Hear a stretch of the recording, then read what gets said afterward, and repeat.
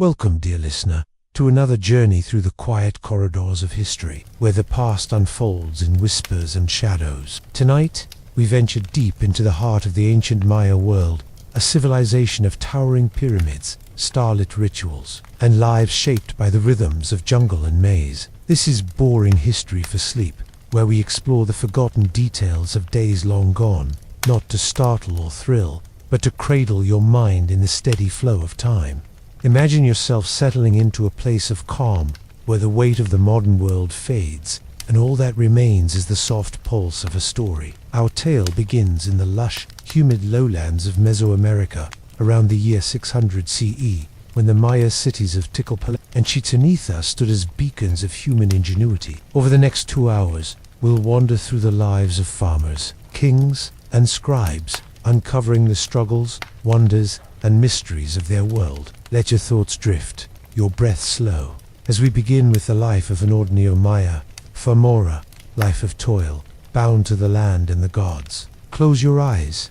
Imagine yourself stirring in the pre-dawn stillness, the air heavy with the musky scent of damp earth and decaying leaves. You are a farmer in a Maya village, one of countless souls whose labor sustains the glittering cities of the classic Maya world. Around 600 CE, in the heart of what we now call your home is a modest hut, its walls crafted from interwoven branches plastered with mud, the roof a lattice of palm fronds that sags slightly under the weight of last night's rain.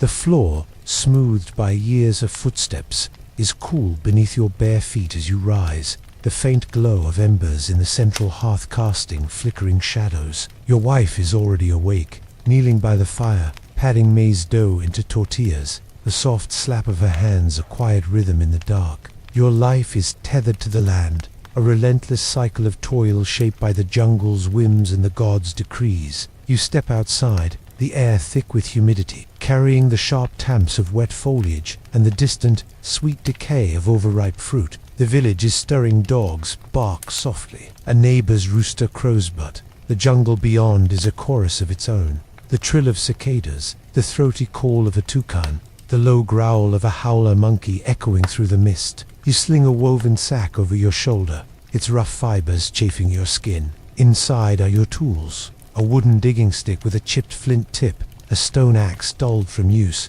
and a gourd of water stoppered with a You set out for your milpa, the maize field that is both your livelihood and your burden.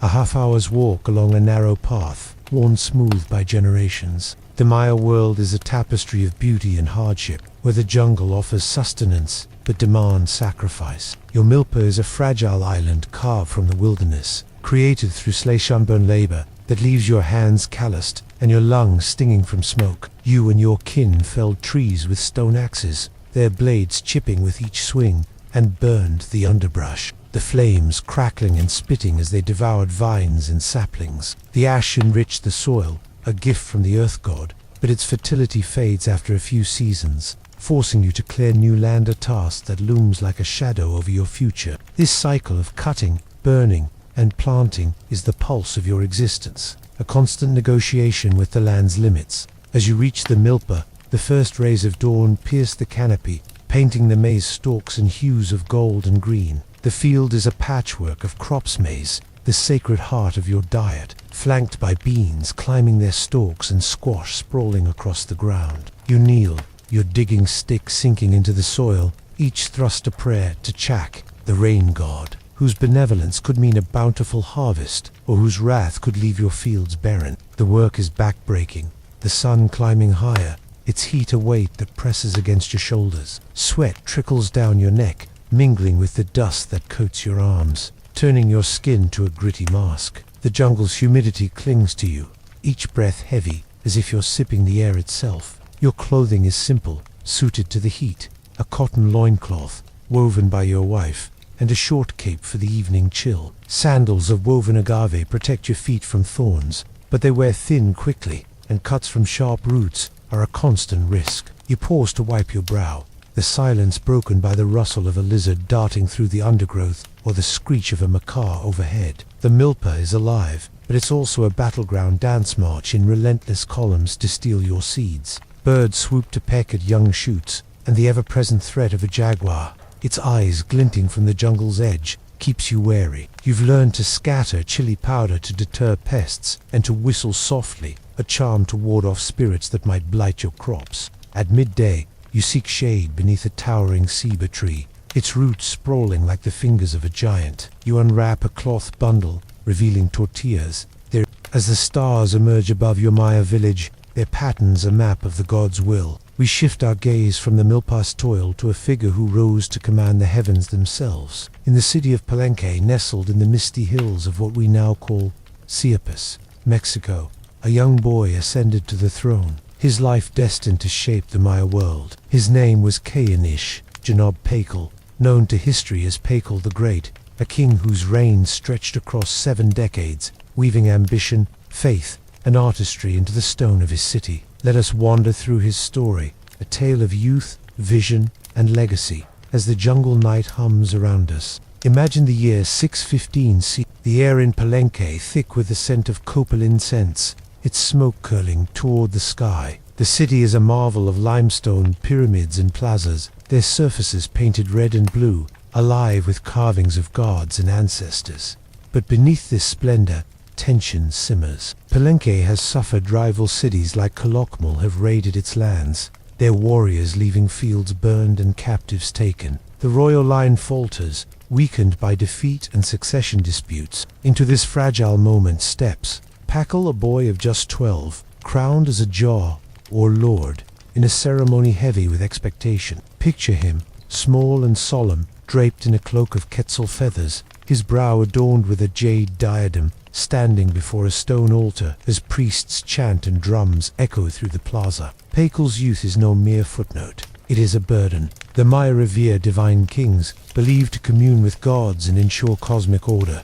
But a child ruler invites skepticism. Nobles whisper in shadowed corridors, their loyalty wavering, while distant enemies sense weakness. Yet Pakal's mother, Lady Sack Cook, a formidable figure in her own right, serves as regent, guiding her son with a steady hand. She is a woman of sharp intellect, her presence commanding, her headdress towering with macaw plumes. Together, they navigate the court's intrigues, where every gesture a gift of cacao, a whispered alliance carries the weight of survival. As Pakal grows, so does his vision. By his 20s, he is no longer the uncertain boy king, but a ruler driven to restore Palenque's glory. Imagine him in the palace, its walls adorned with stucco reliefs of jaguars and serpents, poring over bark paper codices with scribes. His mind is sharp, attuned to both war and the stars. He orders the strengthening of Palenque's defenses, training warriors clad in padded cotton armor, their obsidian-tipped spears glinting in the sun. Raids against smaller rivals secure Tribime's jade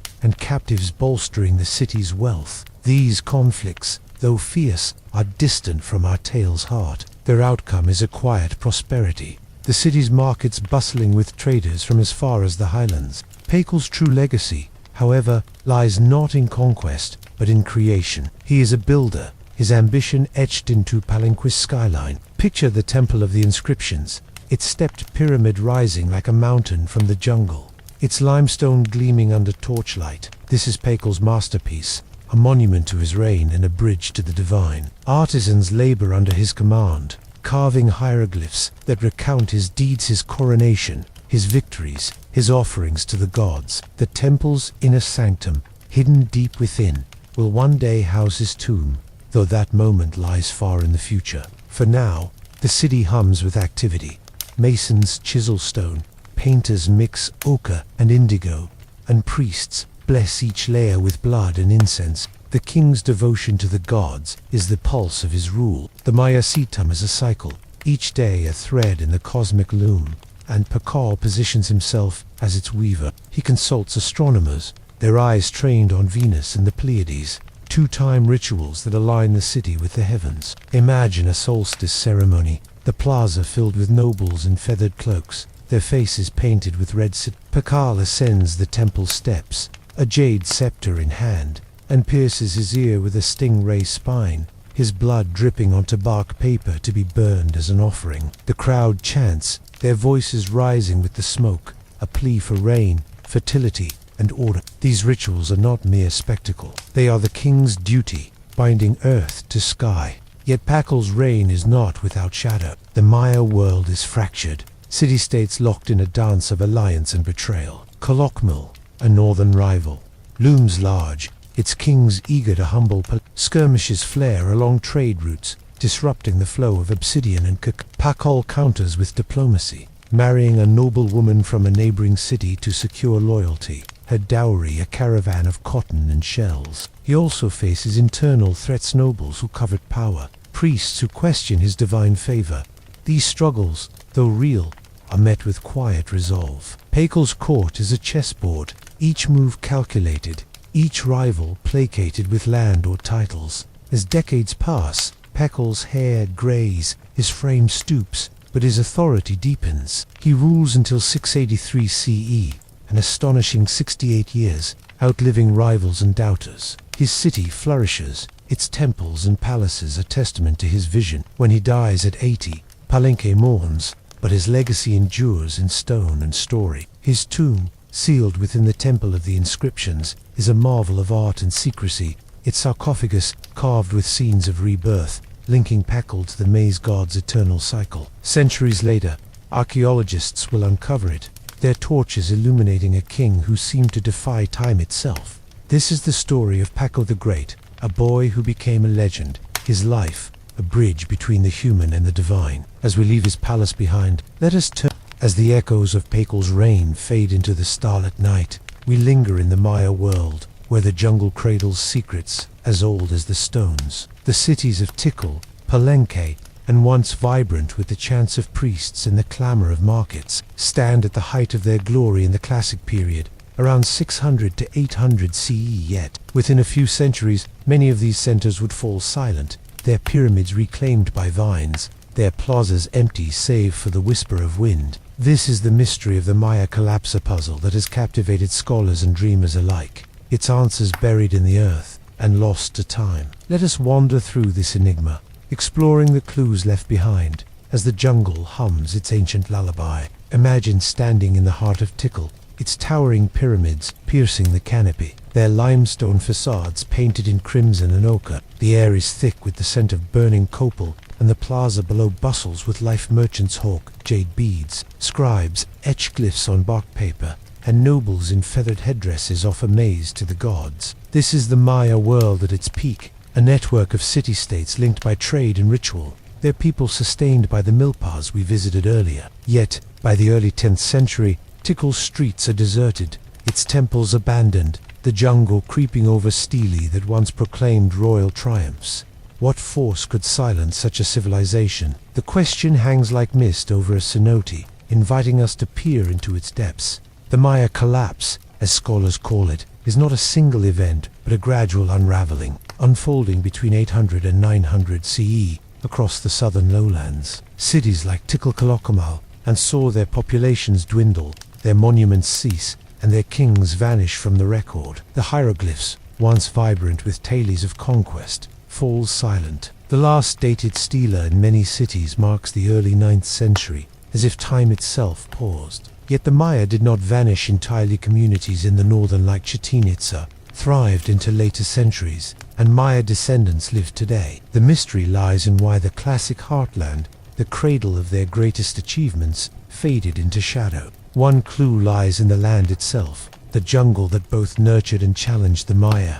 Picture their soil enriched by ash, but fragile, depleted after a few seasons of maize. Farmers, as we saw, cleared new fields, but as cities grew, so did the demand for food. Imagine the jungle receding, its trees felled for fields, firewood, and the lime plaster coating pyramids. The once lush canopy thins, exposing soil to erosion, the rains washing away nutrients. Pollen records, uncovered by modern archaeologists, reveal a landscape transformed as pollen dominates, while forest species fade. The Maya, so adept at coaxing life from the earth, may have pushed their fields beyond their limits, a quiet strain building beneath the surface. Another shadow looms in the sky: drought. The Maya relied on rain to fill their cenotes and reservoirs, their survival tied to Chak's mercy. Yet, deep in the caves of stalagmites preserve a record of ancient climate, their layers like pages in a book. Scientists, studying these formations, have found evidence of prolonged dry spells between 800 and 900 CE, some lasting decades. Picture the milpas wilting, their stalks yellowed and brittle, the cenotes shrinking to muddy pools. Farmers, desperate, double their offerings clay figurines, turquoise beads cast into sacred waters, but the rains do not come. Hunger creeps into villages, a slow tightening of belts, as storehouses empty and children grow thin. The cities, too, bear scars of strain. Imagine Tickle's Plaza, once a stage for grand rituals, now crowded with makeshift homes as rural families flee failing fields. Archaeologists find signs of malnutrition in the bones of the late classic Maya teeth. Growth stunted, a silent testament to scarcity. The elite, once divine intermediaries, face a crisis of faith. If the gods withhold rain, what power do kings hold? Some scholars suggest social unrest, though evidence is scarce. No burned palaces, no mass graves. Instead, we see subtler signs: unfinished temples, abandoned workshops, as if the people simply walked away. War, a constant in the Maya world, may have deepened the cracks. Picture rival cities like Tikal and Calakmul, their kings vying for dominance, their warriors clashing along jungle paths. Hieroglyphs boast of captives taken, their lives offered to the gods. But these victories come at a cost. Trade routes, vital for obsidian, salt, and cacao, falter as raids disrupt caravans. Excavations reveal defensive walls around some cities, their stones hastily stacked, a sign of fear. Yet the Maya wars were not cataclysmic battles, but skirmishes, their toll measured in disrupted harvests and lost trust. The glyphs, ever proud, do not speak of defeat, but their silence in later years hints at a world unraveling. Another theory whispers of disease, a shadow carried on the wind. The Maya, packed into cities, shared water and breath, a breeding ground for sickness. Imagine a fever sweeping a village, its victims shivering despite the heat, their families burning herbs in vain. No written records name the illness, perhaps a mosquito-borne plague, like those that later ravaged the Americas, but bones tell of weakened bodies, more vulnerable in times of hunger. Disease alone could not empty cities, but paired with drought and strife, it may have tipped the balance, a quiet thief stealing lives. The jungle itself holds clues, its roots entwining abandoned cities. Archaeologists, hacking through vines, uncover reservoirs choked with silt, their channels clogged by erosion. The Maya engineered sophisticated water systems, canals, dams, terraced fields, but these required constant care. As populations shrank, who remained to dredge the channels, to repair the dams. Picture fields, once emerald with maize, now waterlogged and barren, the city's heart beating slower each year. The jungle, patient and relentless, reclaims what was borrowed, its vines curling over steely, its roots splitting stone. Yet the mystery resists a single answer. Some scholars argue the collapse was less a catastrophe than a transformation. In the north, Chichén Itzá rises, its warriors and traders forging new paths. The southern cities, perhaps overbuilt and overstretched, may have simply dispersed, their people returning to villages, their kings fading into myth. Imagine families packing their belongings, clay pots, woven mat sand, walking into the jungle, seeking fertile land. The glyphs end, but life does not. The Maya adapt, their culture enduring in new forms, like a river finding a new course. This mystery, like the cenote's depths, invites reflection rather than resolution. The Maya collapse as the whispers of the Maya collapse fade into the jungle's embrace, we turn from the silent cities to the vibrant heart of their society, where a privileged few lived in splendor atop the hierarchy. Imagine yourself no longer a farmer toiling in the milpa, but a noble in a Maya city like Palenque around 650 CE, your life woven with jade, power, and divine obligation. This is a world of painted palaces and sacred rituals, where luxury and responsibility walk hand in hand, a stark contrast to the farmer's struggle. Let us step into this elevated existence, where the air is scented with incense, and the weight of the gods rests on your shoulders. Picture yourself awakening in a stone-walled chamber, its floor smoothed with plaster, its walls adorned with stucco reliefs of serpents and ancestors, their eyes seeming to follow you in the dawn's light. Your bed is a raised platform, cushioned with woven mats and cotton blankets dyed in vibrant indigo. The air carries the faint sweetness of blooming orchids, mingling with the smoky temps of copal burning in a clay brazier. Servants, their footsteps soft, have already lit the hearth, and a woven curtain parts to reveal a courtyard where a fountain trickles, its water drawn from a private reservoir, a luxury unimaginable to the farmers beyond the city's walls. Your attire reflects your status, a daily ritual of adornment. You don a loincloth of finely woven cotton, its edges embroidered with geometric patterns, and a short cape of quetzal feathers, their iridescent green shimmering in the sunlight. A jade necklace, heavy with polished beads, rests against your chest, each stone a symbol of wealth and connection to the divine. Your headdress, a masterpiece of macaw plumes and obsidian discs, is reserved for ceremonies, but even now, a simple jade diadem crowns your brow. Your wife, a noble woman from a neighboring city, mirrors your elegance, her hupila, sleeveless tunic woven with intricate designs of stars and maize, her ears pierced with turquoise plugs. Appearance is not vanity but duty, a signal of your role as a bridge between the human and the cosmic. Your palace, a sprawling complex of interconnected rooms, hums with activity. Scribes, their fingers stained with ink, record tribute on bark paper, their red pens scratching softly. Artisans polish obsidian mirrors, their surfaces catching the light, while cooks prepare a morning meal far richer than the farmer's fare. Imagine a clay plate laden with tamales, stuffed with turkey and chili, ripe avocado, and a frothy drink of cacao mixed with honey, its bitterness a mark of prestige. You eat in a shaded courtyard, the air cooled by palm fronds waved by a young attendant, the chatter of your household a quiet backdrop. Such abundance is a privilege, but it comes with the expectation to provide for your kin and retainers, a delicate balance of generosity and control. Your days are governed by the needs of the city and the gods. As a noble, you serve the king, perhaps Pagol, himself advising in matters of trade, war, and ritual. Picture a council in the palace's throne room, its walls painted with scenes of victorious battles, the air thick with the scent of burning resin. You sit on a woven mat, flanked by other nobles, as the king speaks of a rival city's raids or a new pyramid's construction. Your role is to offer wisdom, perhaps suggesting a marriage alliance to secure peace, or a raid to capture tribute. Disagreement is rare, for loyalty is paramount. A misstep could mean disgrace, your lands gifted to a rival. Yet the king rewards fidelity, parcels of cacao groves, a share of jade, or the honor of leading a ritual. The gods demand your devotion, their presence woven into every act. As a noble, you are expected to perform bloodletting, a sacred offering to maintain cosmic order. Imagine a private shrine,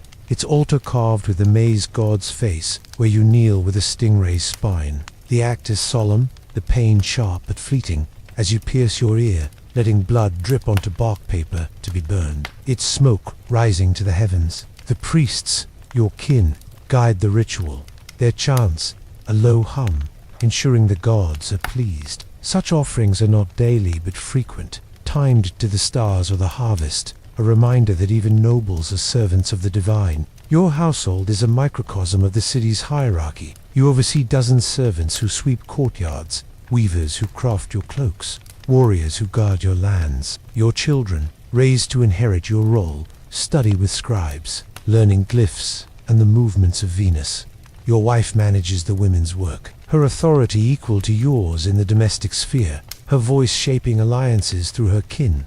Yet this power is precarious. Rival nobles, envious of your favor, whisper in the king's ear, their gifts of jaguar pelts or captives a bid to outshine you. Betrayal is a quiet threat, a poisoned drink or a false accusation. Though such acts are rare, their consequences to grave. The city beyond your palace is your stage. Imagine walking through Polinquist Plaza, the air alive with the scent of roasting maize and the chatter of merchants. Commoners bow as you pass, their eyes averted, while your peers nod, their smiles masking ambition. You oversee the market's tribute, ensuring the king's share of cacao and feathers is collected, your scribes noting each bundle. Festivals draw you to the temples, where you dance in a feathered cloak, your movements mimicking the gods' myths. The crowd's cheers a fleeting joy. These moments bind the city, but they also remind you of your duty to uphold order, to feed the divine cycle. Yet even nobles know hardship. though it wears a different face. The jungle's perils, drought, fever spare no one, and a failed harvest could strain your stores, forcing you to ration cacao or dismiss retainers. The king's favor is fickle. A lost battle or a priest's ill omen could see you demoted, your palace gifted to another. Your blood offerings, though sacred, weaken you over time. The scars on your ears, a map of devotion. These burdens, cloaked in luxury, are a constant reminder that privilege is a contract, not a guarantee. This is the life of a Maya noble, a world of splendor and obligation, where every act is a thread in the cosmic tapestry. As we leave the palace's glow, let us turn to a craft that defined the Maya's legacy, a silent language carved in stone and time.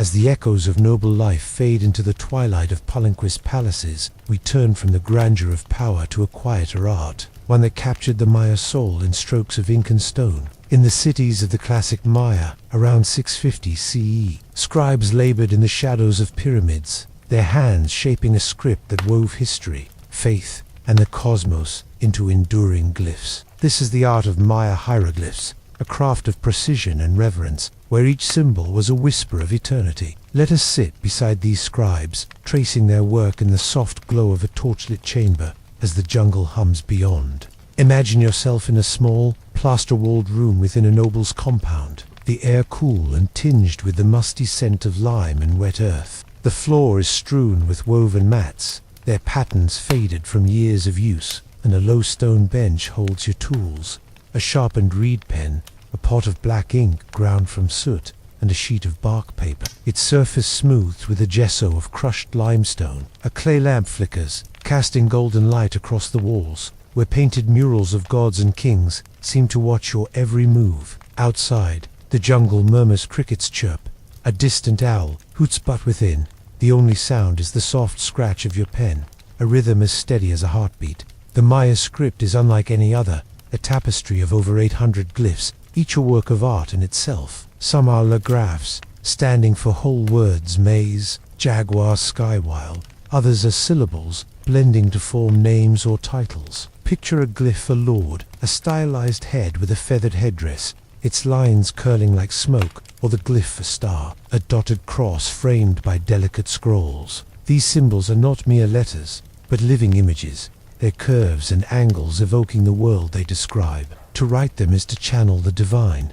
for the Maya believed writing was a gift from Itzamna, the god of creation, his wisdom preserved in every stroke. Your training as a scribe began in childhood, a privilege reserved for noble sons and daughters, though few women took up the pen. Picture yourself at 10, seated in a courtyard, reciting glyphs under the stern gaze of an elder scribe, his fingers stained with decades of ink. You learned to carve wood, to mix red paint from hematite, to fold bark paper into codices that held the city's memory. Mistakes were costly, paper was precious, made from the inner bark of wild fig trees, boiled and pounded into thin sheets. A misdrawn glyph could anger a noble or misalign a ritual, so your hand grew steady, your eyes sharp, each line a meditation. Your work is varied, a bridge between the mundane and the sacred. Imagine inscribing a stellar towering limestone slab in the city's plaza, its surface smoothed by masons. You climb a wooden scaffold, your chisel tapping gently,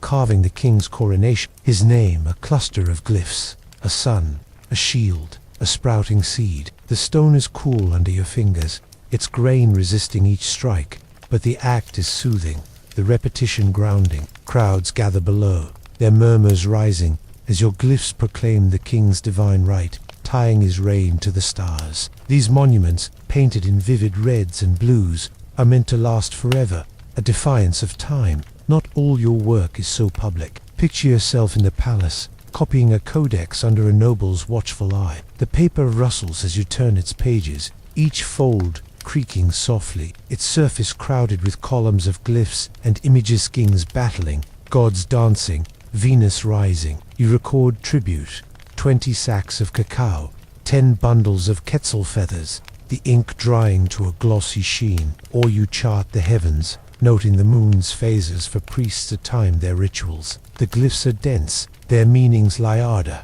Single symbol might name a god, a date, or a prophecy, depending on its neighbors. To read them is to unravel a puzzle, a quiet joy that keeps your mind alert even as your body rests. The tools of your trade are simple but revered. Your ink, black from charcoal or red from ochre, is stored in conch shells, their surfaces polished by use. Your brushes, made from rabbit hair or human hair, glide with precision, their tips worn to perfect points. You carve wooden stamps for repetitive glyphs, dipping them in paint to press onto pottery or cloth. Each tool is blessed, sprinkled with maize dough or incense, for writing is a sacred act, a communion with the gods who shaped the world. You've heard tales of scribes buried with their pens, their craft honored even in death, their hands folded over codices and jungle tombs. Yet your life is not without strain. The nobles demand perfection, their patience thin. A flawed glyph on a royal stela could bring disgrace,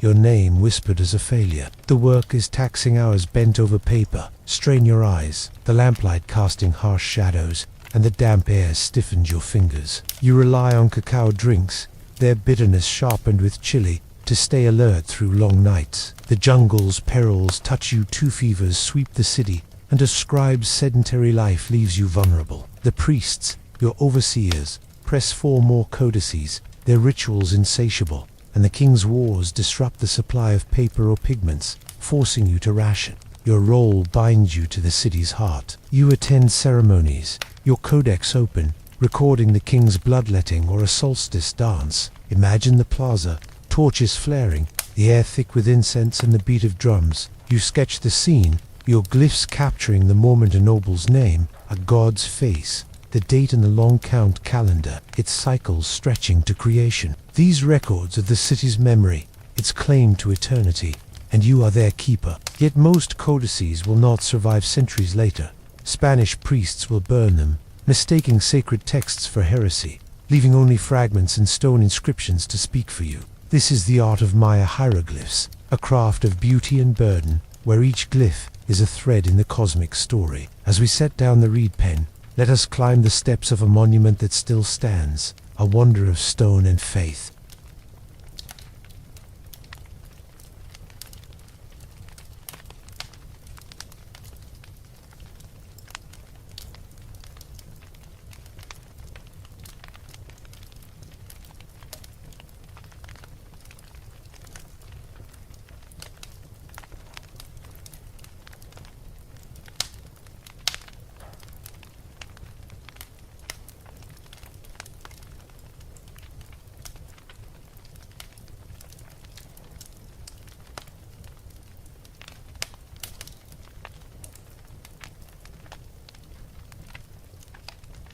As the delicate scratches of the scribe's pen fade into the quiet of the Maya night, we step from the intimate world of glyphs to the soaring grandeur of stone, where the Maya etched their faith into the earth itself. In the northern, where the jungle gives way to rises a monument that has captivated hearts for centuries.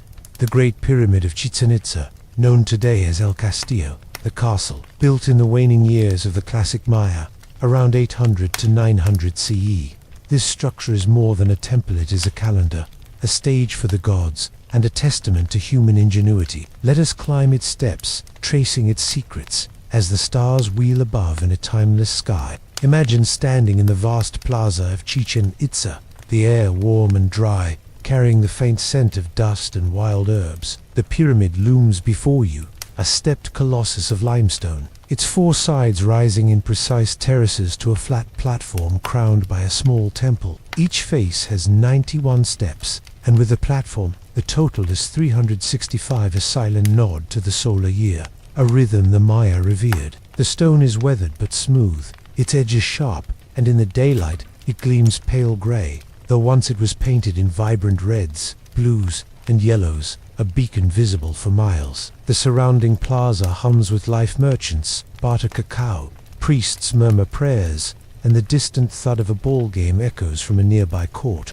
The pyramid, dedicated to Kukulkan, the feathered serpent god, is a marvel of engineering. Its construction, a feat of patience and precision. Picture the laborers, commoners like the farmers we met, hauling limestone blocks from quarries miles away. They work under the sun's unrelenting gaze, their hands calloused, their backs bent. Guided by architects who wield plumb lines and star charts, the stones, cut with obsidian tools, fit so tightly no mortars needed. Each block a prayer to the gods. The pyramid rises over decades, its terraces aligned with the cardinal directions, its angles calculated to capture the sun's path. At its base, a drainage system channels rainwater, a nod to the scarce notes, ensuring the city's survival. The pyramid's true magic unfolds with the seasons. Imagine visiting during the equinox, when crowds gather, their voices a low hum, as the sun sets behind the structure. The light casts triangular shadows along the northern staircase, their edges aligning to form a serpentine shape that slithers downward, as if Kukulkan himself descends. At the base, stone serpent heads, their jaws open and fangs bared, complete the illusion, their carved scales glinting in the twilight. The effect is no accident. Astronomers and priests designed it, their knowledge of the heavens woven into the stone. The crowd gasps softly, their offerings of maize and feathers piled at the base, a quiet reverence settling over the plaza. Climb the steps with care, each one steep and narrow, the stone warm under your bare feet. The ascent is a pilgrimage, a journey toward the divine. At the summit, the temple is small but sacred, its walls carved with warriors and gods, its interior cool and dim, scented with the lingering smoke of copal incense. A stone altar, stained with time, awaits offerings blood, jade, or the lives of captives. Though such acts are solemn, their purpose to renew the cosmos, not to revel in suffering. From here, the view stretches across the jungle, Chichen Itza's other structures, courts, observatories dotting the horizon like pieces of a cosmic puzzle. The wind carries the faint cry of a hawk, a reminder of the world beyond. The pyramid is more than a temple. It is a stage for the city's life. Imagine a festival, the plaza filled with nobles in Quetzal cloaks, their headdresses swaying as they dance to flutes and drums. Priests ascend the steps, their faces painted with cinnabar, carrying bundles of bark paper to burn, the smoke curling toward the stars. The king, perhaps a descendant of Pakal's lineage, presides, his presence uniting the people in a shared prayer for rain or victory. Commoners, too, gather, their offerings, humble but heartfelt, a clay figurine, a maize kernel laid at the pyramid's base. These moments bind the city, the pyramid, a focal point where earth meets sky. Yet the pyramid's creation was not without cost. The laborers, drawn from villages, toiled for years, their lives shaped by the rhythm of quarrying, hauling, and building. Imagine their camps, thatched huts ringing the site, the air thick with limestone dust and the tamps of sweat. Food was plentiful: maize, beans, and occasional venison, but exhaustion was a constant companion. And accidents, though rare, claimed lives, a stone slipping to crush a leg or a fall from a scaffold ending in silence. The priests blessed the workers, their chants a comfort, but the pyramid's grandeur rested on their unseen struggle, a quiet debt etched into its stones. The pyramid also reflects Chichen Itza's place in a changing world. Unlike the southern cities of Tikal or Palenque, Chichen Itza thrived into the post-classic period, its style blending Maya traditions with influences from central Mexico. Picture the carvings on the temple's walls: warriors with atlatls, a weapon foreign to earlier Maya, or feathered serpents echoing Tula's art. These hints suggest trade, migration, or conquest, though the glyphs are silent on details. The pyramid, then, is a crossroads, its stones whispering of a Maya world, adapting to new currents. Even as the southern cities faded, centuries later, the jungle would encroach, vines curling over the pyramid's edge, but El Castillo would endure, its steps worn by pilgrims and explorers. Today, it stands as a UNESCO World Heritage Site, its equinox serpent still drawing crowds, a testament to the Maya's genius. To stand before it is to feel the weight of time, the pulse of a civilization that measured the stars and built for eternity. This is the Pyramid of Chichen, a monument where stone, faith, and cosmos intertwine. As we descend its steps, let us wander to the bustling markets of a Maya city, where the rhythm of trade shaped daily life.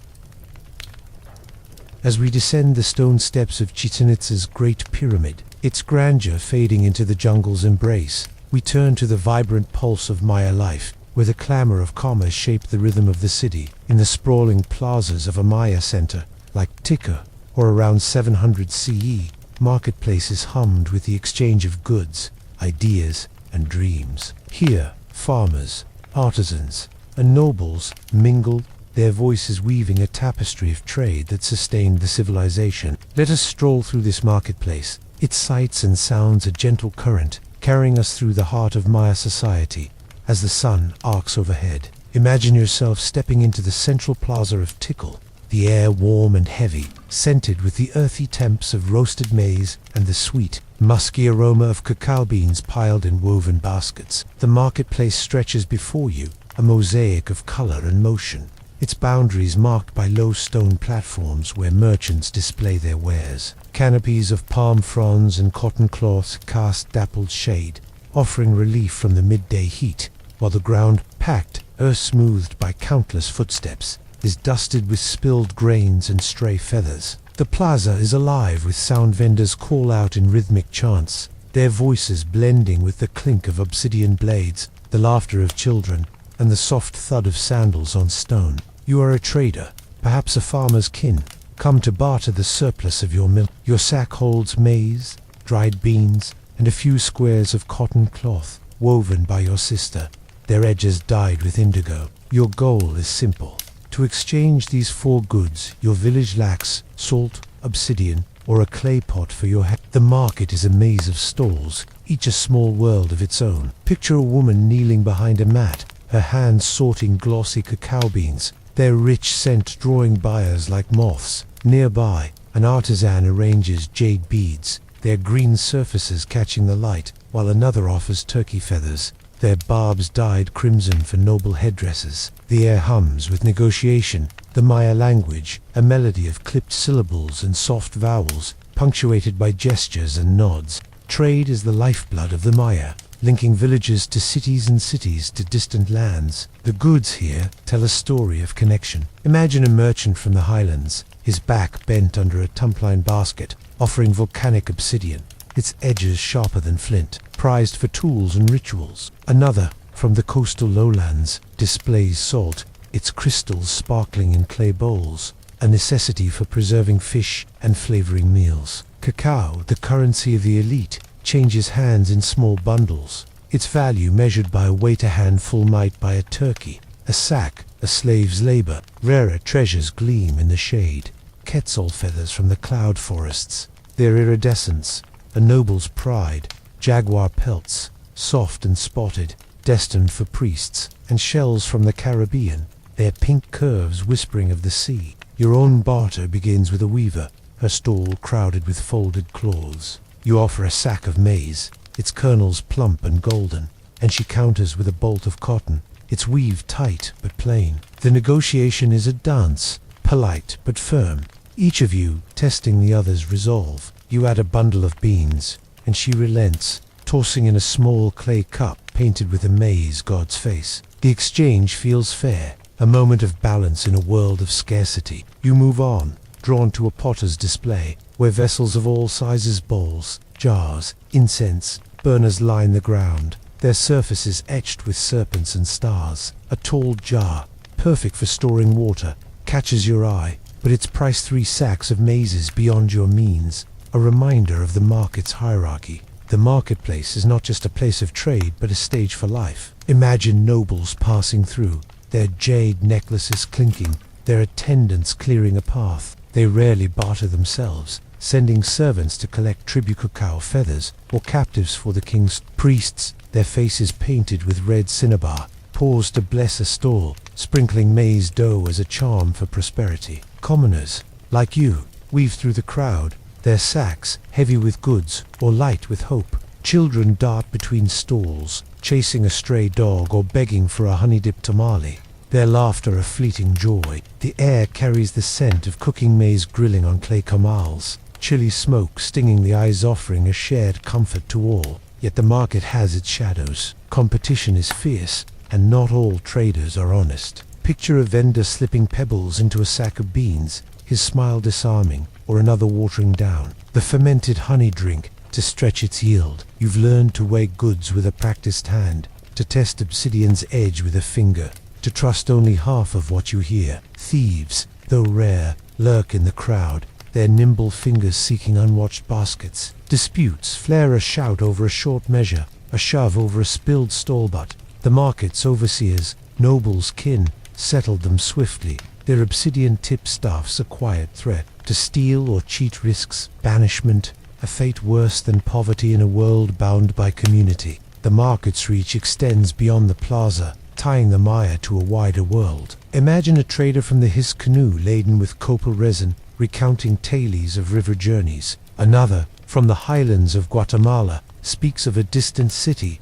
Teotihuacan, its obsidian now scarce but legendary. These connections bring wealth, but also risk raids disrupt trade routes, and a rival city's blockade could choke the flow of salt or cacao. The market thrives on trust, a fragile thread in a fractured world, yet it endures, its rhythm as steady as the seasons. As the sun dips, the market slows, vendors packing their goods, their voices softening. You sling your sack, now lighter but filled with new treasures, a pot, a bundle of salt, a single quetzal feather for your daughter. The plaza empties, the air cooling, the scent of dust giving way to night-blooming flowers. The marketplace, for all its bustle, is a fleeting moment in the Maya day, a place where lives intersect and part, each trade a small act of survival. This is the world of the Maya marketplace, a hub of exchange and connection, where the ordinary met the extraordinary. As we leave the plaza's hum behind, let us turn to a story that captivated the Maya heart, a myth of gods and heroes, preserved in words.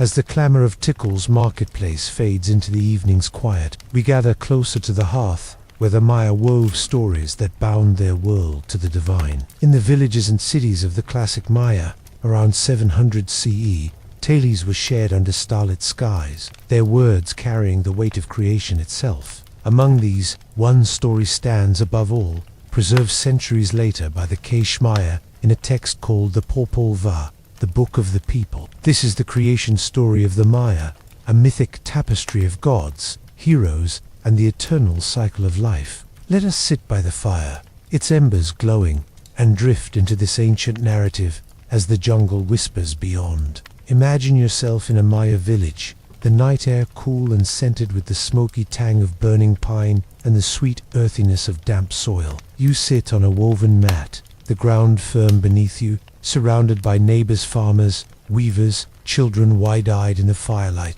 An elder, her hair streaked with gray, begins to speak, her voice a steady cadence, rising and falling like a river. The Popol Vuh, though written later in the 16th century, echoes the oral traditions of the classic Maya, its roots deep in the cosmology that shaped their lives. This story, she says, is the root of all things, the reason the maize grows and the stars turn. In the beginning, the elder recounts, there was only silence, a vast emptiness where sea and sky were one. No sun shone, no earth stood firm, only the still waters of the void. Here dwelled the heart of sky, a trinity of gods, Arukane, newborn thunderbolt, and sudden thunderbolts joined by the creator gods Tipu and Gukamats, the feathered serpent. Picture their council, their thoughts rippling like waves, their voices soft as mist. They spoke, and their words shaped the world, a quiet act of will. Let there be light, they said, and the dawn broke, its golden rays piercing the darkness, the first breath of creation. The gods then raised the earth, their hands molding mountains and valleys, their breath parting rivers to carve paths through the jungle. Imagine the land rising, its peaks cloaked in mist, the ceiba trees stretching toward the heavens, their roots anchoring the world. The gods filled the earth with life, dear, to roam the forests, birds to sing in the canopy, jaguars to prowl the shadows. Each creature was given a home, a purpose. But the gods sought Mara being to speak their names, to offer maize and praise. This was the quest that drove creation, a longing for connection woven into the cosmos. The first attempt was the animals, but their voices could not form words, only cries and chirps. The gods, patient but unsatisfied, turned to picture them shaping figures from river clay, their forms soft and yielding, their faces crude. These mud people stood briefly, their limbs trembling, but rain fell, and they dissolved, their shapes crumbling into the earth, a fleeting dream. The gods reflected, their counsel calm, and tried again, this time crafting beings of wood. Imagine these wooden people, their joints stiff, their eyes blank, carved from the heart of a coral tree. They walked and multiplied, building homes and fires, but their hearts were empty, their minds dull, unable to honor the gods. The gods, seeing this failure, sent a great flood, the waters rising to sweep the wooden people away. The elder's voice softens, describing their fate, not with horror but with inevitability. Some fell to ruin, others became the monkeys that swing through the jungle, a reminder of the gods' judgment. The tale is gentle, its loss is abstract, a cycle turning toward renewal. The gods, undeterred, gathered once more, their thoughts turning to maize, the sacred crop that sustained the Maya. From the yellow and white ears, ground into dough, they shaped the true people, the ancestors of the Maya, their bodies supple, their minds alive with praise. These maize people, the elder says, were the first true humans. 4 men named Jaguar Quits, Jaguar Night, not right now, and Dark Jaguar. Picture them standing in the dawn, their skin golden as corn, their eyes bright with understanding. The gods gifted them sight, but it was too keen. They saw the world as the gods did, from the stars to the smallest seed. To humble them, the gods clouded their vision, like breath on a mirror, granting them wisdom but not omniscience. The men offered thanks, burning copal and maize, their voices rising to the heart of sky, fulfilling the gods' desire for worship. The story shifts to the women, created to join the men, their names lost to time but their presence vital. Together, they bore children, the ancestors of the Maya clans, their lives tied to the milpa and the god's will. The elder pauses, her hands tracing patterns in the air, as she speaks of the hero twins, Hunapu and Zibala, whose tale weaves through the Popol Imagine these brothers, clever and bold, born of maize and divine blood. Their story, though vibrant, is told softly how they outwitted the lords of Shabalbar, the underworld, in a series of trials, from ball games to fiery pits. Their victories, the elder says, ensured the sun's rise, the maize's growth, a gift to the people. The twins' greatest act was their sacrifice and rebirth. Picture them leaping into a fire, their forms consumed, only to rise as catfish, then as humans once more, disguised as dancers. They tricked the underworld lords, offering to perform miracles, and in a final act, one twin burned the other, only to revive him, proving their power. The lords, awed, demanded the same, but the twins let them perish, their ashes scattered. The elder's voice is calm, the tale's intensity soft, focusing on renewal rather than loss. The twins ascended as the sun and moon, their light guiding the maize people, their story a promise that life endures. The Popol binds the Maya to their world, its lessons shaping their rituals. Farmers, as we saw, offer maize to the earth, echoing the gods' creation. Kings, like Pakal, align their reigns with the twins' triumphs, their bloodletting a nod to sacrifice and rebirth. The story, told in villages and palaces, is a lullaby of sorts, its cycles comforting, its gods ever present, even in the classic period, before the Case wrote it down. Its themes lived in oral tales, carved on stele, painted in codices, a shared heartbeat of a civilization. As the elder's voice fades, the fire's embers glow softer, the jungle's chorus swelling with frogs and owls. The Popol Vuh is a mirror, reflecting the Maya's love for maize, their awe of the cosmos, their faith in renewal. As we leave its myths behind, let us turn to the women who shaped this world, their lives a quiet force beneath the grandeur.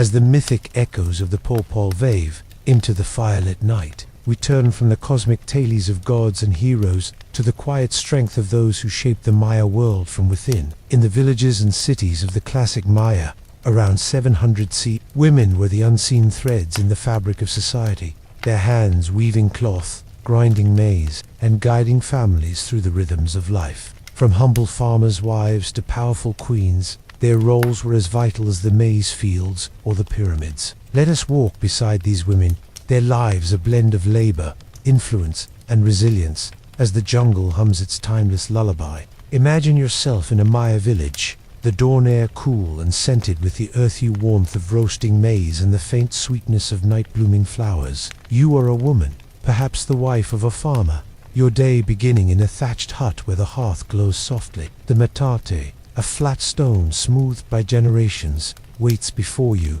its surface dusted with maize kernels. You kneel, your hands steady, grinding the grains into flour, the rhythmic scrape a quiet song that fills the hut. Your children sleep nearby on woven mats, their breaths soft, while your husband prepares for the milpa. This is the heartbeat of your world, a cycle of care that binds your family to the land and the gods. Your labor is unending, yet it carries a subtle power. Picture the maize dough you shape into tortillas, their edges crisping on a clay kamal over the fire, their scent drawing your family to the hearth. You cook beans with chili, perhaps adding squash or a rare sliver of turkey for a festival, your skill turning simple ingredients into sustenance. Beyond the kitchen, you tend a small garden near the hut, coaxing herbs and peppers from the soil, their leaves a remedy for fevers or a charm for rituals. You weave cotton on a backstrap loom, its wooden frame taut, producing cloth for your family's clothing or barter in the marketplace. Each thread,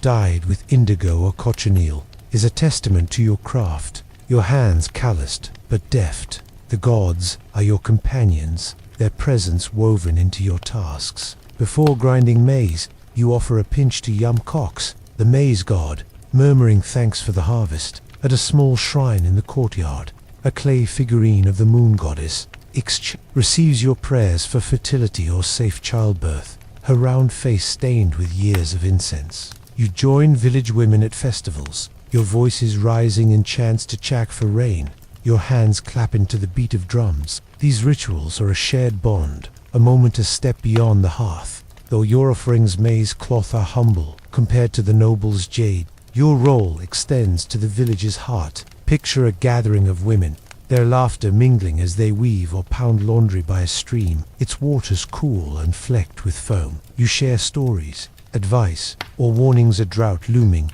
a tax collector's visit. As a mother, you teach your daughters to grind maize, to read the stars for planting, their small hands mimicking yours. Your sons learn respect for your work, knowing the hearth's warmth is your domain. In times of sickness, you are the healer. Boiling herbs are chanting to drive away spirits, your knowledge passed down from your mother, a quiet authority in a world of men. Yet life is not equal. The village headman, a man, speaks for the community, and the king's laws favor male nobles. Your husband owns the milpa's yield, though you share its burdens. If widowed, you might keep your hut, but land could pass to a male kin, leaving you to barter or remarry. The gods, too, demand disease and childbirth are ever-present risks, their toll felt in quiet losses, mourned with a clay figurine buried under the hearth. In the cities, women of noble birth wield greater influence, their lives a contrast to your own. Imagine Lady Sack Cook,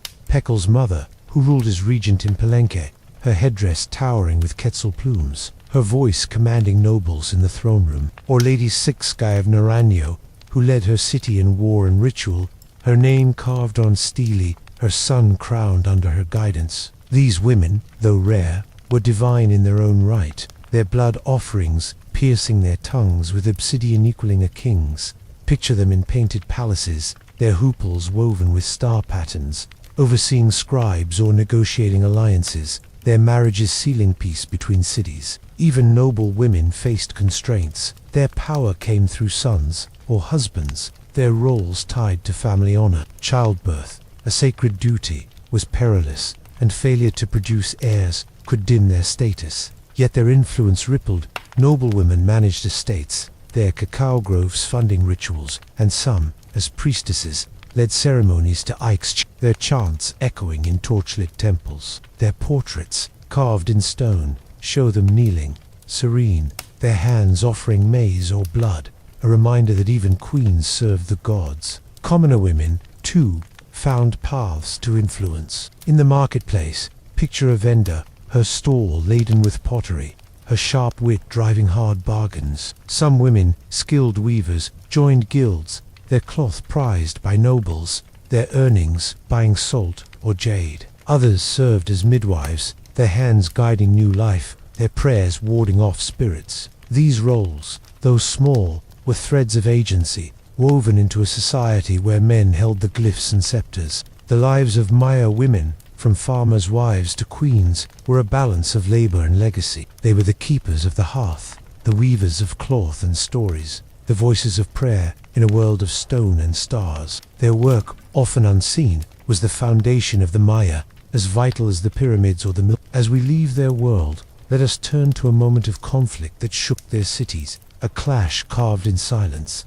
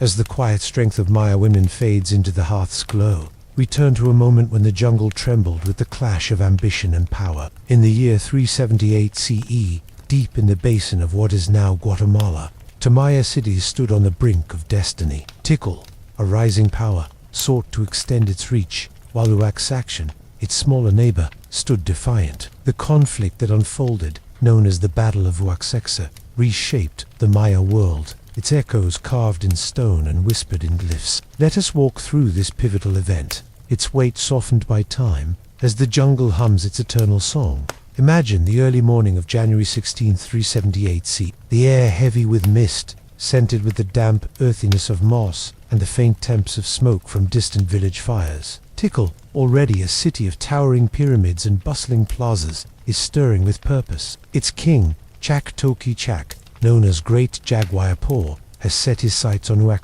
a mere 12 miles north. Its smaller temples and markets, a tempting prize. The reasons are etched in later glyphs: control of trade routes, tribute, and the favor of distant allies. But for now, the city prepares, its warriors gathering in the shadow of Tikal's central acropolis, their voices low, their resolve firm. Picture the warriors, their bodies painted with black and red stripes, a nod to the jaguar's strength. They wear padded cotton armor, quilted to deflect blows, and carry spears tipped with obsidian, their edges glinting like dark glass. At their belts hang makwahuits, wooden clubs studded with obsidian blades, and some clutch at spear throwers that hurl darts with deadly force. Their headdresses, adorned with macaw feathers, sway as they march, their steps muffled by the jungle's carpet of leaves. Nobles, like those we met, lead them, their jade pendants clinking, while priests burn copal incense, its smoke curling upward, a plea to the war god Ikchua for victory.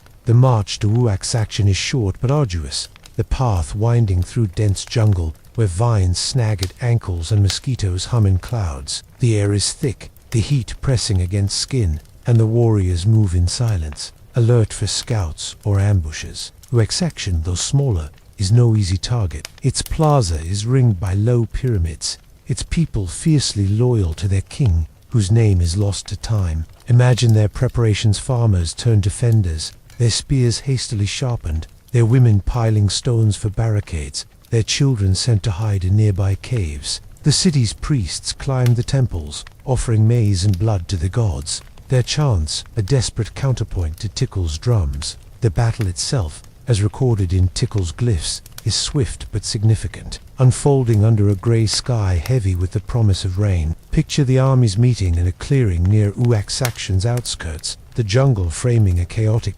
Tickle's warriors advance in loose ranks, their atletals launching darts that whistle through the air, finding gaps in Uaxaction's defenses. The defenders respond, their slings hurling stones, their spears thrusting to hold the line. The clash is fierce but restful Maya warfare, unlike the grand battles of other lands, is often a series of skirmishes, its goal not annihilation but submission. Shouts and the clatter of wood on stone fill the air, the ground churned to mud by trampling feet. The fighting, though intense, is brief, its outcome decided by strategy rather than slaughter. Tickle's leader, guided by a foreign aliciage cake, a mysterious figure from Teotihuacan in central Mexico, orchestrates a decisive move. His warriors outflank Uaxaccion's defenders, targeting their nobles, whose capture signals defeat. Imagine the moment of surrender. The battlefield, though scarred, is not a scene of devastation. The fallen are few, their lives mourned with quiet rituals, their bodies returned to their kin. The Maya value captives over carnage, their worth measured in tribute or sacrifice. The glyphs, carved years later, speak of Tickle's triumph, but their tone is measured, focusing on cosmic alignment rather than conquest. Siage Cake, the Teotihuacan emissary, is named as the orchestrator, his arrival a turning point. Picture him, clad in foreign Tyrol feathers, a square shield his presence, a symbol of distant power. Scholars debate his role. Was he a general, a diplomat, or a conqueror imposing Teotihuacan's will? His influence marks a shift. Tickle adopted new rituals, its art blending Maya jaguars with Mexican serpents. Uaxaction, subdued, becomes a vassal, its tribute cacao, jade, captives flowing to Tickle's storehouses, its king replaced or humbled. For the common people, the battle's impact is subtle but profound. Imagine the farmers of Uaxaction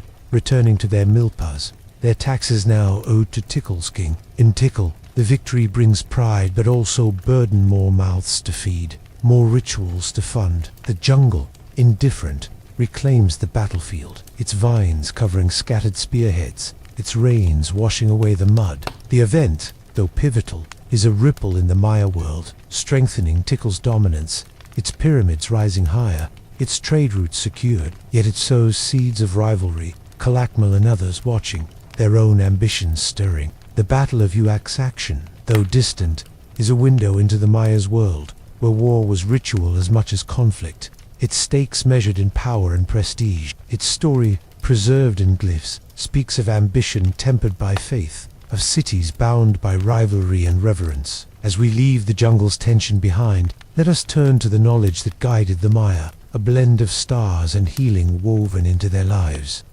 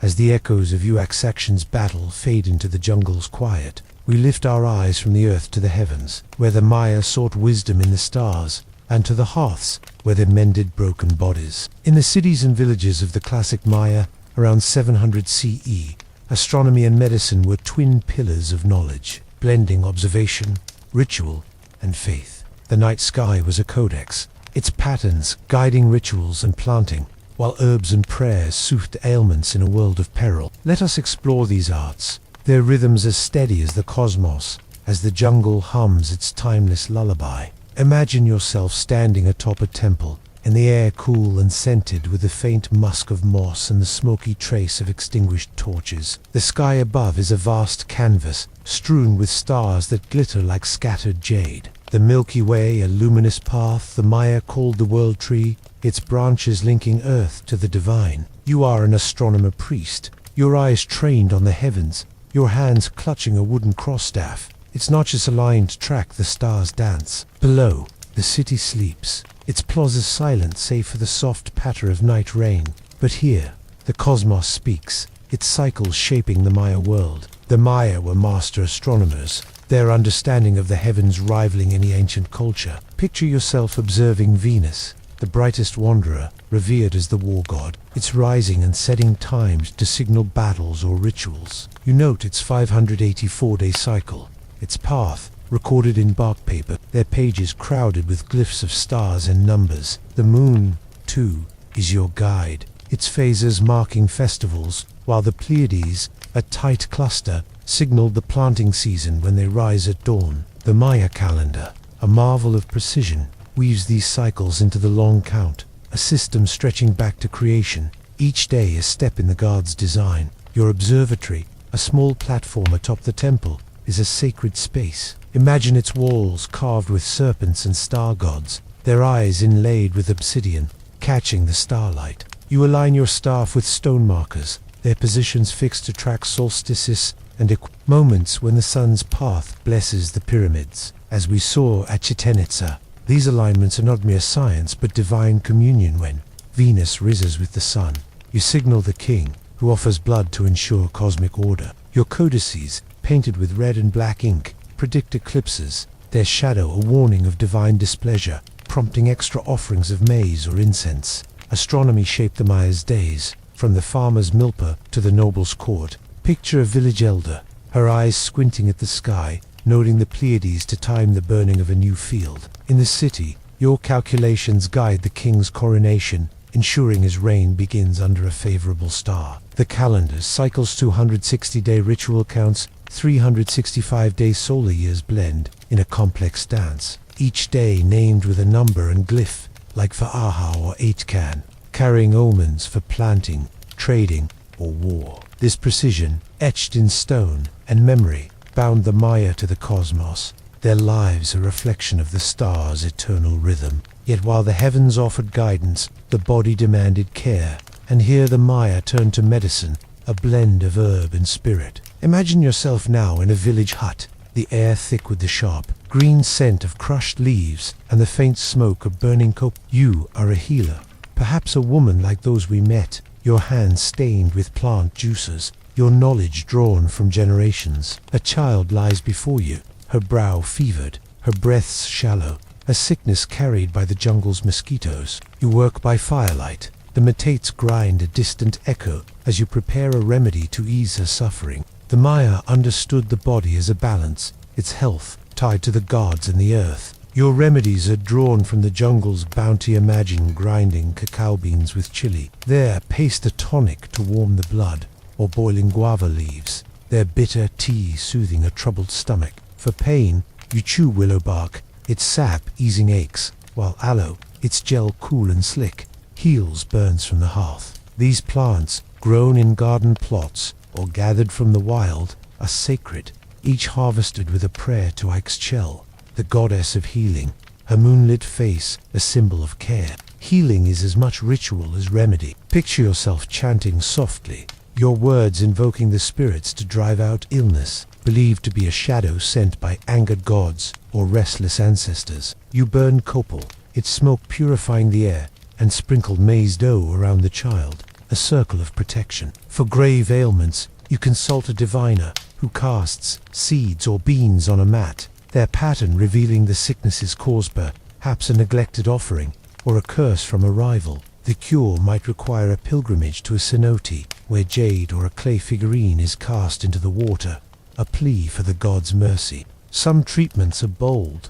They'll practice a test of faith. Imagine setting a broken arm, your hands aligning the bone as the patient bites a cloth. The pain sharp but fleeting. For toothaches, you drill cavities with an obsidian tool, filling them with resin, your steady hand a comfort. In rare cases, trepanation cutting the skull to relieve pressure is performed, the patient sedated with a fermented honey drink. The Maya's skill is evident in bones found centuries later. Some healed, a testament to their care, though not all survived, their loss mourned with quiet rites. The healer's life is one of service, but not without burden. Picture the nights spent tending the sick, your eyes heavy, the jungle's fevers, claiming some despite your efforts. The god's will is inscrutable, and failure can bring blame a family's grief turning to whispers of neglect. You rely on trade, bartering herbs for maize or cloth, but your work is often unpaid, a duty to the village. Nobles, too, seek your skill,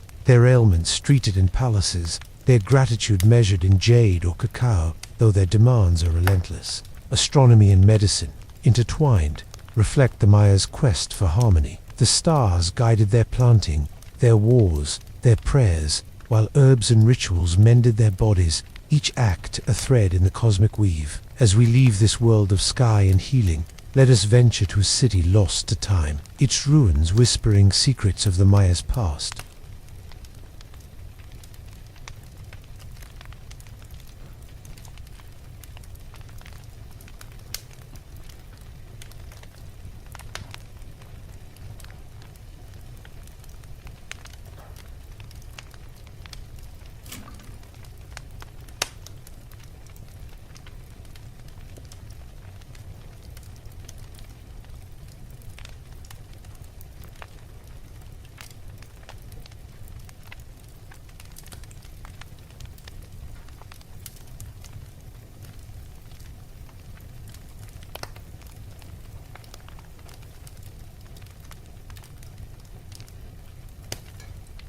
As the wisdom of Maya astronomers and healers fades into the starlit night, we turn from the living pulse of their knowledge to a place where time has stilled, its secrets buried beneath the jungle's embrace. Deep in the basin of modern-day Mexico, hidden among towering ceiba trees and tangled vines, lies Calakmul, a once mighty city that rivaled Tikal in its glory. By 700 CE, it stood as a beacon of power, only to vanish into obscurity. Its pyramids cloaked in green, its story a mystery whispered in stone. Let us wander through this lost city, its ruins a quiet enigma, as the jungle hums its ancient lullaby. Imagine yourself stepping into the heart of Calakmul, the air thick with humidity, scented with the musky earthiness of decaying leaves and the faint sweetness of wild orchids. The year is 695 CE, and the city is alive, its plazas bustling with the footsteps of nobles, the chants of priests, and the clatter of artisans at work. Before you rises structure too, a massive pyramid, its limestone steps climbing toward the sky, its summit crowned by a temple painted in crimson and ochre. The surrounding jungle presses close, its canopy a mosaic of green, pierced by the calls of macaws and the rustle of unseen creatures. This is Calakmul, the kingdom of the snake, a name etched in glyphs, its rulers claiming dominion over a vast web of allies. Calakmul's grandeur is a testament to its power,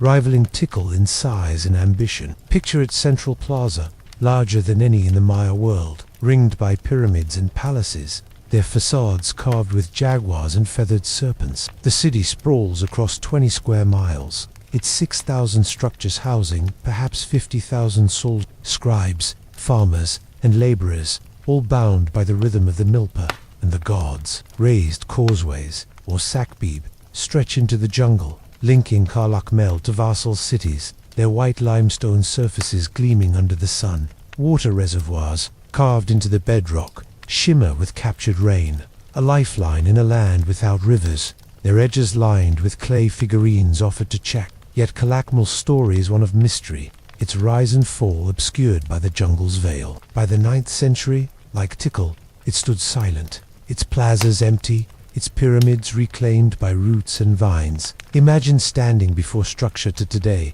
its stones weathered, its paint long faded, the jungle's hum the only sound. Why did Calakmul fall? The glyphs, though rich with tales of kings and wars, offer no clear answer. Their final dates trailing off around 810 CE. Archaeologists, hacking through undergrowth in the 20th century, found a city preserved by neglect, its ruins untouched by looters, its secrets locked in stone and earth. One clue lies in the land itself, as we saw with the Maya collapse. Picture the fields surrounding Calakmul, their maize stalks thinning as soils grew weary from centuries of farming. Pollen records, sifted from lakebeds, show a decline in forest cover. The jungle felled for milpas and firewood, leaving the earth vulnerable to erosion. Reservoirs, once brimming, silted up, their waters choked by mud, especially during the droughts that struck around 800 CE. Imagine the city's farmers, their faces lined with worry, casting extra maize into cenotes, their prayers unanswered as the rains failed. Hunger, a quiet spectre, crept into the city, its storehouses dwindling, its people growing lean. Rivalry, too, casts a shadow. Calakmul was Tikal's great adversary, their conflict, a dance of raids and alliances. Picture the glyphs on Structure 13, proclaiming victories over Tikal, like the 695 CE triumph under King Yuknum Yichuk Cake, the Fire Claw. His warriors, armed with obsidian-tipped spears, captured Tikal's nobles, their blood offered to the gods. Yet Tikal's resurgence, as we saw at Uak's action, tipped the balance. By 736 CE, Tikal struck back, its armies disrupting Calakmul's trade routes, starving the city of jade, cacao, and obsidian. The glyphs grow sparse, their boasts fading, as if the scribe's hands faltered under the weight of defeat. The city's isolation adds to the enigma. Unlike Chichen Itza, with its coastal trade, Calakmul lay deep in the jungle, its causeways stretching to allies but vulnerable to raids. Imagine merchants, their tumplin baskets heavy with salt, ambushed on a sakpi, their goods scattered. The city's reliance on tribute maize, feathers, captives strained its vassals, who may have drifted away, their loyalty fading as Calakmul's power waned. Excavations revealed unfinished buildings, their stones abandoned mid-carving, suggesting a slow exodus rather than a sudden fall. Families, perhaps like the farmers we met, packed their mats and pots, seeking fertile lands elsewhere, leaving the city to the jungle. Another thread of mystery lies in Calakmul's foreign ties. Picture the glyphs naming Teotihuacan, the distant Mexican city whose influence touched Tikal. Calakmul's art shows similar traces warriors with atlatls, temples echoing Teotihuacan's style hinting at trade or migration. Did these ties falter, cutting off vital goods, or did internal strife, unrecorded, fracture the city? The bones of Calakmul's people, found in modest graves, show signs of stress, malnutrition, worn teeth, but no mass calamity, no charred ruins. The city simply faded, its people dispersing, their stories swallowed by the green. Calakmul's rediscovery in the 1930s by explorers like Cyrus Lundell was a quiet triumph. Picture their machetes clearing vines, revealing pyramids taller than Tikal's, their steps choked with roots. Today, Calakmul is a UNESCO World Heritage Site, its ruins a haven for jaguars and toucans, its silence a canvas for questions. Was it drought, war, or betrayal that stilled its plazas? Or was it a choice, the Maya adapting to a changing world, their city left as an offering to time? This is the lost city of Calakmul, a place of power and mystery, its stones whispering of a world both grand and fragile. As we leave its ruins behind, let us join a ritual that pulsed at the heart of Maya life, a game where the stakes were divine.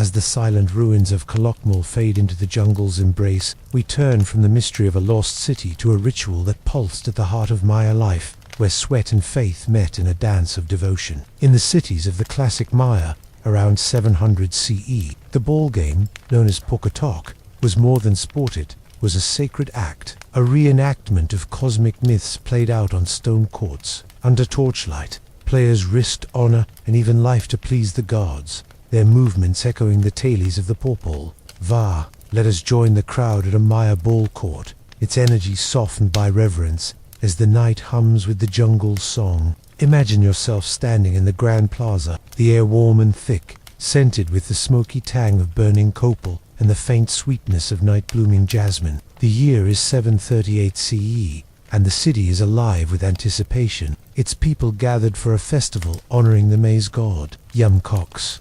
Before you stretches the ball court, a long, narrow alley of smoothed limestone, its sloping walls rising like the sides of a sacred canyon. At each end, stone markers, carved with glyphs of serpents and stars, glint in the flickering torchlight. The court's floor, packed earth, is marked with lines, its surface worn by countless games, each a prayer to the divine. The ball game is a ritual rooted in the Popol Vuh, the creation story we explored, where the hero twins, Hunahpu and Xbalanque, played against the lords of Xibalba, the underworld, to secure the sun's rise. Picture the players, young men of noble birth, their bodies lean and painted with red and black stripes, a nod to the jaguar's strength. They wear padded loincloths and leather belts, heavy with wooden yokes to protect their hips, their wrists wrapped to guard against the ball's weight. The ball itself, made of solid rubber from the sap of the Castilla tree, is the size of a melon,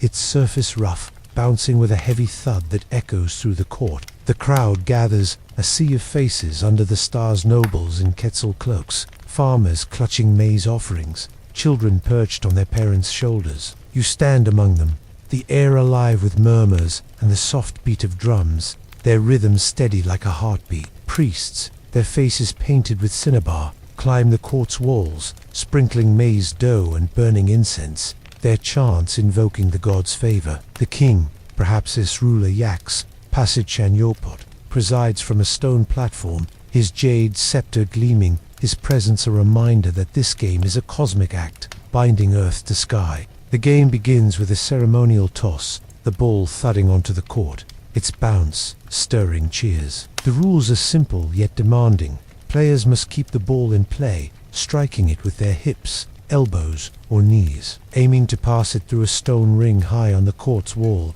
a rare and sacred feat. Imagine the players darting, their movements fluid yet precise, their bodies twisting to meet the ball's heavy arc. The rubber sphere is unforgiving, its weight can bruise ribs or crack bones, and a misstep could send a player sprawling, the crowd gasping softly. Yet the game is not chaos. It is a dance, each strike a tribute to the hero twins' triumph, each point a prayer for fertility and renewal. The stakes are high, though softened by ritual. In some games, the losers face grave consequences, their defeat a sign of divine The Popol Vuh hints at such outcomes, the underworld lords vanquished by the twins, their lives offered to the gods. In the glyphs, suggest captives, perhaps warriors from a rival city, played as proxies, their loss marking them for sacrifice. Yet the act is solemn, not cruel, performed away from the court, their blood spilled on a temple altar to renew the cosmos, the details veiled in chants and smoke. Most games, however, end in honor, the losers humbled but spared, their teams offering cacao or feathers to the victors. Picture the game unfolding, the ball thudding against the sloping walls, the players' grunts mingling with the crowd's cheers, their voices rising and falling like waves. Torches flare, casting shadows that dance across the stone, the air thick with the scent of sweat and incense. A player leaps, his hip striking the ball toward the ring, its path falling just short, the crowd sighing in unison. The game stretches into the night, its rhythm hypnotic, the players' endurance, a testament to their training in jungle clearings, their bodies honed by years of practice. For them, Pokatok is a calling, their skill a gift to the gods, their bruises a badge of devotion. The court itself is a sacred space, its design a mirror of the cosmos, Imagine its eye-shaped layout, its walls aligned with the stars. The stone ring a portal to the divine. Glyphs on the markers tell of past games,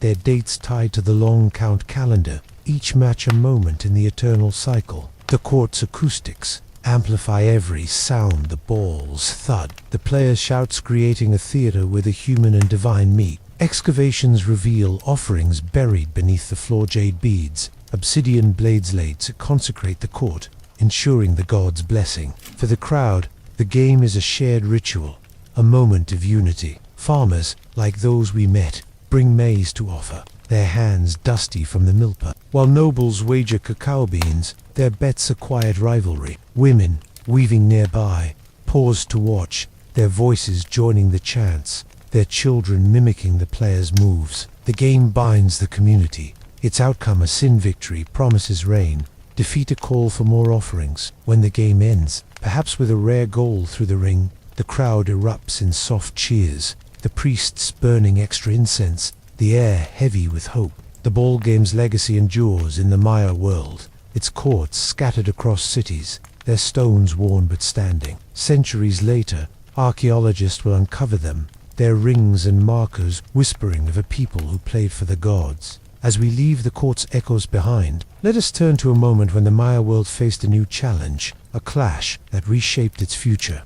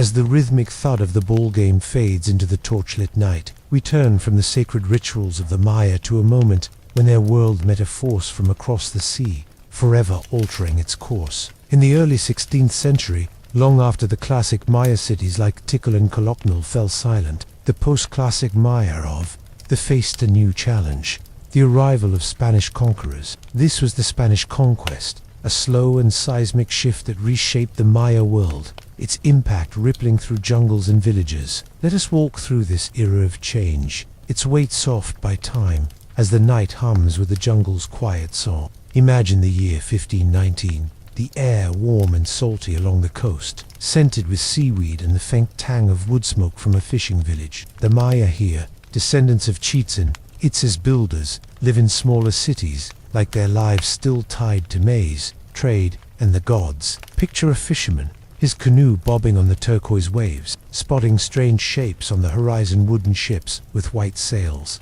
larger than any canoe, their hulls creaking under the weight of unfamiliar men. These are the Spanish, led by their armor glinting in the sun, their banners fluttering with crosses. The fisherman paddles back, his heart uneasy, to warn his village of the strangers. The first encounters are cautious, a dance of curiosity and mistrust. Imagine a Maya noble, perhaps from a coastal town like Tulum, meeting on the shore. The noble wears a cotton cloak dyed with cochineal, his jade necklace heavy, while in steel breastplate and feathered hat speaks through a translator, a Maya woman named Malince. The Spanish offer glass beads and metal tools, their shine intriguing but strange, while the Maya present maize and turkey, their gifts a gesture of peace. Yet beneath the exchange lies tension. The Spanish speak of a single god, their words sharp, dismissing the maize god and cook. The noble, wary, sends runners to the interior, their warnings whispered in council halls. The conquest unfolds slowly, not as a single battle but a series of clashes, alliances, and betrayals. Picture the cities, their stone walls, no match for Spanish cannons, their bronze barrels gleaming in the sun. The Maya warriors, armed with obsidian-tipped spears and cotton armor, fight fiercely, their slings hurling stones, their atlatls launching darts. But the Spanish bring horses, their hooves thundering, a sight unknown to the Maya, and muskets, their blasts echoing like thunder. The battles are scattered, their tall, heavy, but not catastrophic villages burn, their thatched roofs curling into ash, and warriors fall, their lives fading in the jungle's shade. The Maya retreat, regroup, and resist, their knowledge of the land a quiet strength. Yet the true devastation comes not from steel, but from an unseen foe. Disease. Imagine a village, its plaza once alive with markets, now hushed as smallpox spreads, carried by the Spanish and their allies. The sickness moves like a shadow, its victims shivering with fever, their skin marked by sores, their families helpless. Healers, like those we met, burn herbs and pray to Ike's Chell, but the remedies fail, the cenotes silent, entire families weaken, their numbers dwindling, the loss mourned with clay figurines buried under huts. By the 1540s, some estimate half the Maya population fades, a quiet tragedy that softens the land for conquest. The Spanish, allied with rival Maya groups, exploit these fractures. Picture the Kokam family of their hatred for the Zay clan, pushing them to join their warriors guiding the Spanish through jungle paths. In 1542, Francisco de Montejo founds a Spanish city on the ruins of a Maya one, its cathedral built from dismantled pyramids, their stones repurposed for crosses. The Maya resist, their rebellions flaring in the jungles, but the Spanish consolidate power, their encomienda system demanding tribute maize, cloth, labor from village. Imagine a farmer, his milpa now taxed twice, once for the gods, once for the Spanish, his hands weary but unbowed. The conquest reshapes Maya life, its changes both stark and subtle. Picture a village church, its walls of adobe, where priests in black robes preach of Christ, their words strange to ears raised on the Popol Vuh. Some Maya adopt the new faith, their altars blending crosses with maize offerings, while others hide figurines of Chacan caves, their prayers whispered in secret. The Spanish burn codices, their pages curling into ash, erasing centuries of glyphs, though some, like the Popol Vuh, are rewritten in secret, their stories preserved in Latin script. Markets shift, now trading European wheat and iron alongside cacao, the balance tilting toward the conquerors. Women, as we saw, bear the conquests. Wait, imagine a weaver, her loom still taut, now crafting cloth for Spanish officials, her patterns simpler to meet their tastes. Noble women, once queens, lose land to encomenderos, though some marry Spanish men, their children bridging worlds. Commoner women, burdened by new taxes, work longer hours, their metates grinding late into the night. Yet resistance persists. Stories tell of women hiding maize from tax collectors, their defiance a quiet fire. The Maya endure, their culture bending but not breaking. In the highlands, communities like the Keish maintain their language and rituals, their festivals masking devotion to old gods. Lowland villages rebuild, their milpas still green, their cenotes still sacred. The conquest, though a rupture, is not an end. Centuries later, Maya descendants will speak their languages, weave their patterns, and honor their ancestors, a testament to resilience. This is the Spanish conquest's impact, a tide that reshaped the Maya world. Its loss is heavy, but its spirit unbroken. As we leave this era behind, let us reflect on the legacy that endures, a bridge from past to present,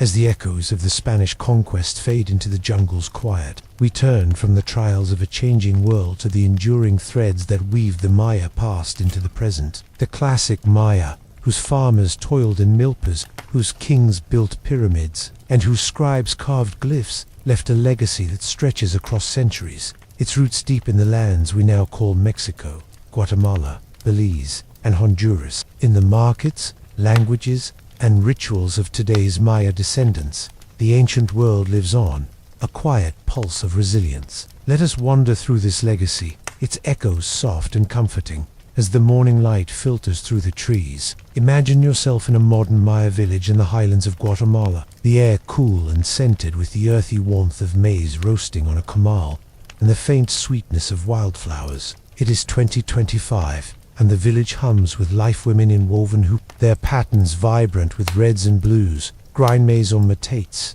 their rhythm a faint echo of the farmers we met. Children laugh, chasing a soccer ball, while elders sit in the shade, their voices weaving stories in Kiche or Kekchi languages, descended from those spoken in Tikal and Palenque. The scene is both new and ancient, a bridge spanning millennia, its continuity a gentle reminder of the Maya's agricultural legacy is the heartbeat of this world. Picture the milpas, still green with maize, beans, and squash, their triad sustaining communities, as it did in 700 CE. Farmers, like their ancestors, clear fields with machetes, their prayers to the earth god whispered in new tongues, blending Chak's name with Christian saints. The techniques burn, terrace plots persist, adapted to modern tools, but rooted in the same knowledge of soil and seasons. In markets, vendors sell maize, tortillas, and cacao drinks, their stalls echoing the bustle of Tickle's Plaza, where we bartered for salt and jade. These practices, passed down through generations, are a living link to the past, their rhythm a soothing constant. The Maya's art and craft endure in vibrant threads. Imagine a weaver, her backstrap loom taut, crafting a hoopil with patterns of stars and serpents, their designs near identical to those worn by noble women centuries ago. In Chiapas, artisans carve wooden masks for festivals, their faces painted with jaguars and gods, a nod to the Popol Vuh's hero twins. Pottery, though now fired in kilns, mirrors ancient forms bowls etched with maize gods, incense burners shaped like serpents. These creations, sold in markets or displayed in homes, carried the Maya's aesthetic, their colors and shapes a quiet homage to the scribes and artisans of old. Language, too, is a living legacy. Over 30 Maya languages thrive, spoken by millions across Picture a school where children learn Yucatec Maya alongside Spanish, their voices reciting numbers and stories, echoing the glyphs we explored. The Popol Vuh, preserved by Quiche scribes in the 16th century, is still read, its tales of creation and the hero twins told in village squares. Radio stations broadcast in Mam and Kakchikal, their words weaving news with ancient proverbs, while elders teach glyphs, once carved in stone, now drawn in notebooks. This linguistic thread, vibrant and unbroken, ties the present to the scribe's quiet chambers. Rituals, though transformed, carry the Maya's spiritual legacy. Imagine a festival in Chichicastenango, its plaza filled with marigolds and candles, their scents mingling with copal incense. Here, Maya priests or a Kakija burn offerings, their prayers blending Catholic hymns with invocations to Ixchel and Yom Cox. Cenotes once sacred are still honored, their waters receiving flowers or maize, a nod to ancient rites. The Day of the Dead, a fusion of Maya and Spanish beliefs, sees families honor ancestors with altars of tamales and candles, their light a bridge to the past. These ceremonies, vibrant yet serene, echo the bowl games and blood offerings of the classic Maya, their purpose unchanged, to align the human with the divine. The Maya's intellectual legacy shines in their calendars and astronomy. Picture a community leader in Belize, consulting a 260-day ritual calendar, its cycles guiding planting and ceremonies, just as priests tracked Venus in. Modern Maya scholars, trained in universities, decipher glyphs from stele, their translations revealing Pakal's deeds or Oaxaction's fall. Archaeologists, many of Maya descent, excavate sites like Calakmul, their brushes uncovering jade and pottery, each find a whisper of the past. The long count, though no longer used, inspires pride, its precision a testament to the Maya's genius, celebrated in museums and classrooms. The cities themselves, though silent, stand as monuments. Imagine visiting Chichen Itza today, its pyramid, El Castillo, drawing thousands, its equinox serpents still casting shadows, as we saw Tikal and Palenque, UNESCO World Heritage Sites, rise from the jungle, their stones worn but proud, guiding tourists and pilgrims alike. Maya communities protect these sites, their stewardship a quiet act of reclamation, ensuring the pyramids endure as symbols of resilience. Festivals at these ruins, blending dance and prayer, echo the ancient ball games. Their rhythms are linked to the past, yet the legacy is not without struggle. The Spanish conquests, Shadow Lingasland disputes, economic hardship, and cultural erosion challenge Maya communities. Picture a farmer in Chiapas, his milpa threatened by modern development, yet planting maize as his ancestors did. His defiance a quiet echo of resistance. Activists, speaking Maya languages, advocate for rights, their voices carrying the strength of Lady Six Sky or the market women we met. This perseverance, rooted in the past, is a testament to the Maya's spirit, their culture bending but never breaking. The Maya legacy is a tapestry, its threads woven through maize, language, and ritual, connecting the milpas of 700 CE to the villages of today. As you rest, imagine their world, its pyramids, its stories, its stars living on in the hands that grind maize, the voices that sing, the hearts that honor the gods. This enduring pulse, gentle and unbroken, carries us toward our final reflection.